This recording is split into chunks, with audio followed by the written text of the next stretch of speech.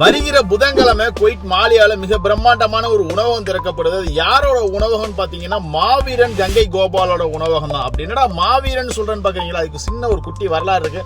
அதை சொல்லிட்டு அடுத்த கண்ணட்டுக்குள்ள போறேன். என்னன்னு பாத்தீங்கன்னா, சில நாட்களுக்கு முன்னாடி ஒரு மிகப்பெரிய ஒரு இசை நிகழ்ச்சி நடத்தினாங்க.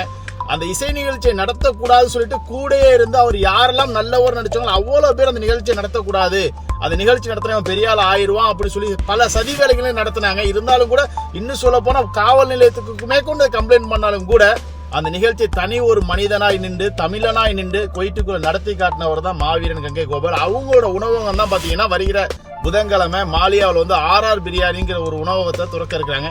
இதை எதுக்குடா ஆர்டர் போடுறானே, வீடியோ போடுறானே, உனக்கு ஆர்டர் கொடுத்துருக்காரோ அப்படின்னு நினைப்பீங்க. சத்தியமா ஆர்டர் கொடுத்துருக்காரு, அதனாலதான் வீடியோ போறேன். அது மட்டும் இல்லாமல் பர்சனலா நம்மளுக்கு நல்லா ரிலேட்டிவ். ஏன்னா 1000 பேர் அவருக்கு வீடியோ போட்டிருந்தாலும் 1000 பேர் அவங்களுக்கு பெரிய அளவில் ப்ரொமோஷன் பண்ணியிருந்தாலும் மாப்பிள்ளை பண்ற மாதிரி வராது மாப்பிள்ளைன்னு ஒரு தனிப்பட்ட முறையில் சொன்னாப்புல. இதெல்லாம் எப்படா சொன்னாரு கேட்குறீங்களா? அதெல்லாம் அப்ப சொன்னாருங்க, அதான் போட்டிருக்கேன். ஸோ வருகிற புதன்கிழமை மறக்க வேணாம். ஏன்னா ஒரு தமிழனா இருந்து ஒரு தனி ஒரு இடமாய் நின்று இன்னைக்கு இந்த அளவுக்கு ஒரு பெரிய நிறுவனத்தை துவங்குறாங்க பொழுது அவரை வாழ்த்த வேண்டியது நம்ம கடமையா இருக்கு.